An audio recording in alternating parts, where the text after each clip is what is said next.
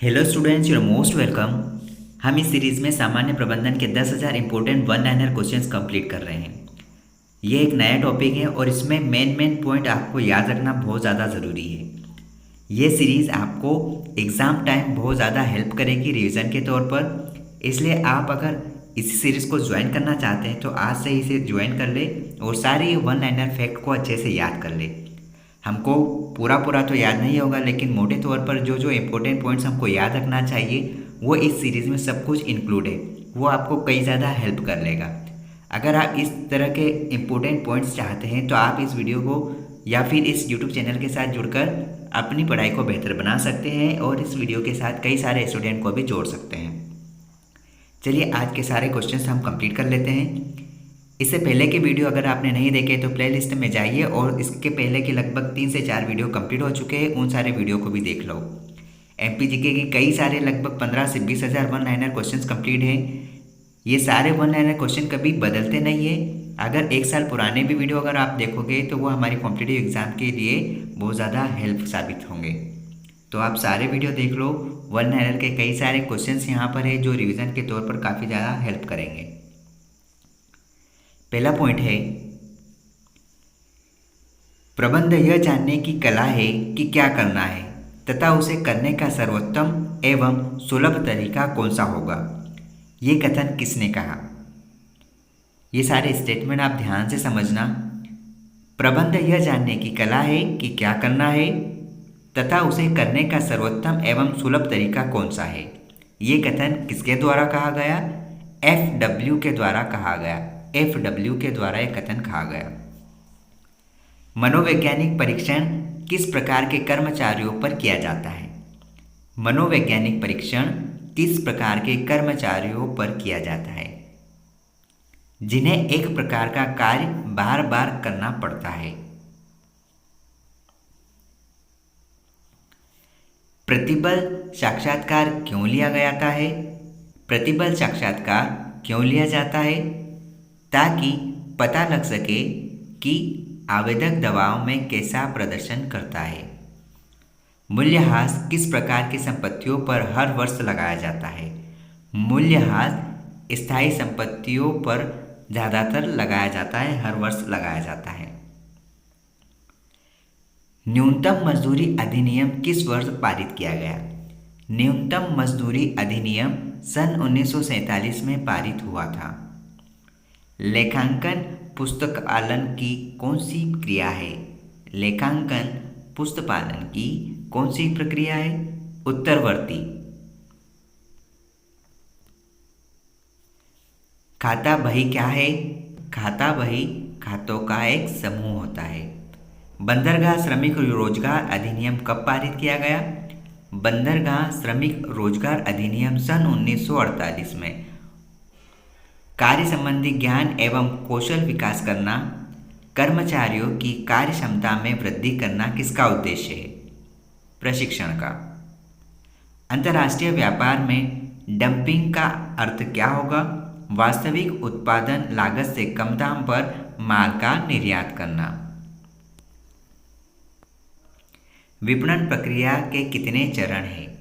विपणन प्रक्रिया के 5 चरण हैं। 5C ऑफ मार्केटिंग के तत्व क्या है? ग्राहक, कंपनी, प्रतियोगिता, सहयोगी और प्रसंग है। ऊपर से नीचे तक उच्च पदाधिकारियों एवं अधीनस्थों के संबंध संबद्ध करने की व्यवस्था, पद सोपान। विपणन के लिए नीतियां बनाना, बाजार का मूल्यांकन करना एवं नए उत्पादों पर नजर रखना आदि क्या संदर्भित करता है? यह सब विपणन पर्यावरण संदर्भित करता है। संघर्ष प्रक्रिया में संघर्ष कहाँ दृष्टिगोचर होता है? संघर्ष प्रक्रिया में संघर्ष व्यवहार में दृष्टिगोचर होता है। जॉन और स्टोरी में मानव संसाधन प्रबंधन को कितने भागों में वर्गीकृत किया है? जॉन और स्टोरी में मानव संसाधन प्रबंधन को 4 भागों में वर्गीकृत किया है। दोहरी लेखा प्रणाली किस प्रकार की लेखांकन प्रक्रिया है? यह एक वैज्ञानिक पद्धति है। वैज्ञानिक पद्धति। ये फिर से देख लीजिए, इसका आंसर दिख नहीं रहा था। दोहरी लेखा प्रणाली किस प्रकार की लेखांकन पद्धति है? वैज्ञानिक पद्धति है। प्रेरणा, अभिप्रेरणा कितने प्रकार की होती है? अभिप्रेरणा 2 प्रकार की, मौद्रिक और अमौद्रिक। किसी नियोक्ता द्वारा कर्मचारियों को बोनस देना कौन सी अभिप्रेरणा का भाग है? मौद्रिक अभिप्रेरणा का भाग है। अगला पॉइंट है, बंधपत्र, डिबेंचर और आवधिक कर्ज किस प्रकार की देनदारियों में आते हैं? देनदारी, दीर्घकालीन देनदारी। पूंजी तथा लाभांश भुगतान का पूर्वाधिकार रखने वाले क्या कहलाएंगे? अधिमान अंशधारी। पूंजी एवं लाभांश भुगतान का पूर्वाधिकार रखने वाले अधिमान अंशधारी कहलाते हैं। जब एक प्रबंधक बाहर की दुनिया को संगठन की सूचना देता है तब वह ईएस एग्जाम क्या कहलाता है? प्रवक्ता का करना क्या कहलाएगा? वित्तीय विवरण। अगला पॉइंट इस प्रकार से है, मानव संसाधन प्रबंधन प्रबंधन नीतियों, प्रक्रियाओं एवं कार्यवाहियों का एक विशिष्ट क्षेत्र है जिसके अंतर्गत एक कार्य संगठन में व्यक्तियों का प्रबंधन शामिल होता है। यह कथन किसका है? अब इसको फिर से देख लें। मानव संसाधन प्रबंधन प्रबंधन नीतियों, प्रक्रियाओं एवं कार्यवाहियों का एक विशिष्ट क्षेत्र है जिसके अंतर्गत एक कार्य संगठन में व्यक्तियों का प्रबंधन शामिल होता है। यह किसका कथन है? केथ सूसन का। केथ सूसन का। ऐसे कई सारे स्टेटमेंट हैं, इनको आप एक कॉपी में नोट कर लो क्योंकि इस बार यहीं से क्वेश्चन आएगा।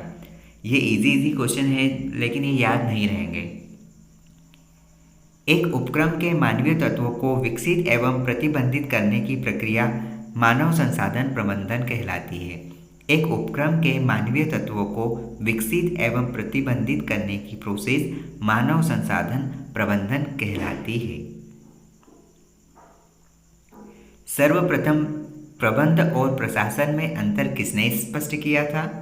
सबसे पहले प्रबंध और प्रशासन में ओलिवर सेल्डन ने यह अंतर स्पष्ट किया था। चयन प्रक्रिया का अंतिम चरण प्रत्यादेश कहलाता है। भारत में लेखा मानक 1 किस विषय में व्याख्या करता है? लेखांकन नीतियों के विषय में व्याख्या करता है। इन्वेंट्री प्रबंधन मुख्य रूप से क्या दर्शाता है? स्टॉक किए गए माल के आकार एवं प्रतिशत की विशिष्टता को। इन्वेंट्री प्रबंधन मुख्य रूप से स्टॉक किए गए माल के आकार एवं प्रतिशत की विशिष्टता को दर्शाता है। मानव संसाधन प्रबंधन, इसका स्थान किसने ले लिया है? कार्मिक प्रबंधन ने। कार्मिक प्रबंधन ने मानव संसाधन प्रबंधन का स्थान लिया है।